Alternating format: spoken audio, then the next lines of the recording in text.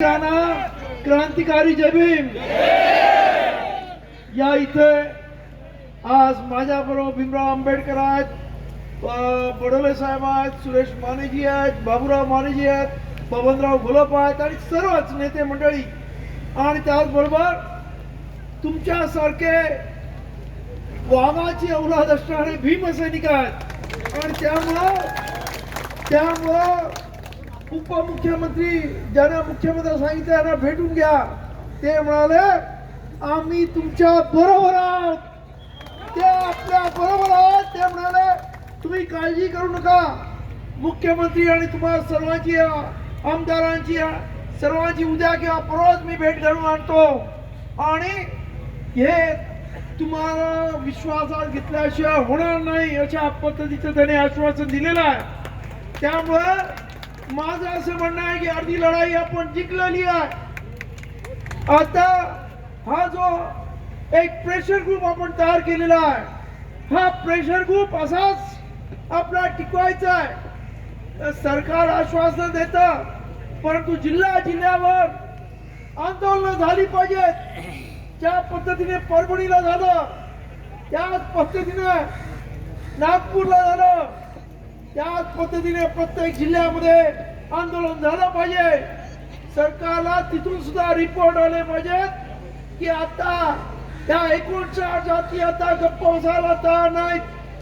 सरकारला आम्ही सांगितलंय की 10% पण लोक नसतील हे आज जे तुमच्या बरोबर आहेत त्यांच्याशी बोलण्यासाठी, कारण त्यांच्याकडे कोणी माणसं नाहीत. आमच्या बरोबर आज मातंग समाजाचा पण प्रचंड लोक आज ते आहेत आणि त्यामुळे तुम्ही त्यांच्या नादी लागू नका. आणि या स्पष्टच मी त्यांना सांगितलं की 58 जातींना उरावर घेऊ नका या शब्दात सांगितलं. आणि त्यामुळं त्यांना या मोर्चामुळे या संपूर्ण गोष्टीची चुणूक आलेली आहे. आणि मला पूर्ण खात्री आहे ते उपवर्गीकरण आपण रद्द केल्याशिवाय राहणार नाही आणि ते उपवर्गीकरण रद्द करून घेऊच. या इथे राजकुमार बडोले आणि त्यांच्याबरोबर सर्व आमदार विधिमंडळात त्यांची लढाई करतील आणि आपण सर्वजण रस्त्यावरची लढाई करू. आणि यासाठी आपण सर्वांनी तयारी करायला पाहिजे. आपल्या सर्वांना माझी विनंती आहे की या इथं तुम्ही आज ज्या पद्धतीनं त्या पावसामध्ये सुद्धा एवढा प्रचंड 2.5-3 लाखाचा माप इथे आला, हा एक या मुंबईमध्ये न भूतो न भविष्यती अशा पद्धतीचा हा महामोर्चा आपण या इथे काढला आणि आज त्याची दखल संपूर्ण विधिमंडळामध्ये आणि कॅबिनेटने घेतलेली आहे.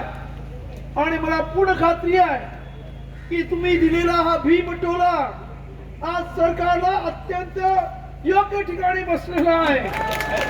आणि त्यामुळे लवकरच आपल्याला आपण ज्याच्यासाठी हा मोर्चा काढला ते उपवर्गीकरण विरोध म्हणजे रद्द करायचं आपली जी मागणी आहे ती यशस्वी झाल्याशिवाय राहणार नाही.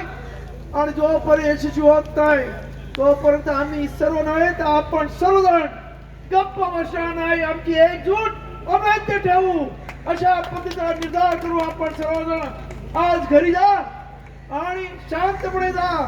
आणि परत एकदा जिल्ह्यामध्ये आज जसं मुंबईमध्ये सर्व जाती 59 जाती एकत्र आल्या त्याच पद्धतीने तालुक्यावर जिल्ह्यावरती या सर्व जातींना एकत्र घ्या आणि विश्वासाने या उपवर्गीकरणा विरोधात आंदोलन चालू ठेवा. जेणेकरून या इथं पुढच्या काळामध्ये आपण सर्व एक संघ एक दिलानं एक विचारानं पुढे येणाऱ्या काळामध्ये ज्या पद्धतीने बाबासाहेब आंबेडकरांच्या काळामध्ये या सर्व अनुसूचित जाती बाबासाहेबांच्या पाठीमागे होत्या, आज परत एकदा त्या जाती सर्व एकत्र आलेल्या आणि हे एक ऐक्य हे एक संघ आपण टिकवणं हे आपल्या सर्वांची जबाबदारी असं मी समजतो. आणि याच्यातून सर्व अनुसूचित जाती जमातीचा जो आजपर्यंत बॅकलॉग भरला जात नाही, आजपर्यंत आपल्याला प्रमोशन मध्ये आरक्षण दिलं जात नाही, आपला जो निधी आहे तो पळवला जातो. याच्या विरोधात सुद्धा आपल्याला आंदोलन करावं लागेल, एकत्र आंदोलन करावं लागेल. आणि त्यासाठी आपली जी एकजूट आहे ती अभ्यास ठेवा एवढं सांगतो आणि आपली रजा देतो. आपल्या सर्वांना धन्यवाद देतो. एवढ्या पावसामध्ये सुद्धा तुम्ही खऱ्या अर्थानं भीमसैनिक, लढाऊ भीमसैनिकात हे दाखवलं. माझ्या माता भगिनी सुद्धा पावसात भिजत इथे अत्यंत ताकदीनं या इथं आलात. अख्ख्या महाराष्ट्रातून आंबेडकरी आणि सर्व जातीचे अनुसूचित जमातीचे लोक आले. त्या सर्वांना, त्यांच्या नेत्यांना, त्यांच्या सर्व कार्यकर्त्यांना मनापासून धन्यवाद देतो आणि आपली रजा घेतो. जय भीम, जय संविधान.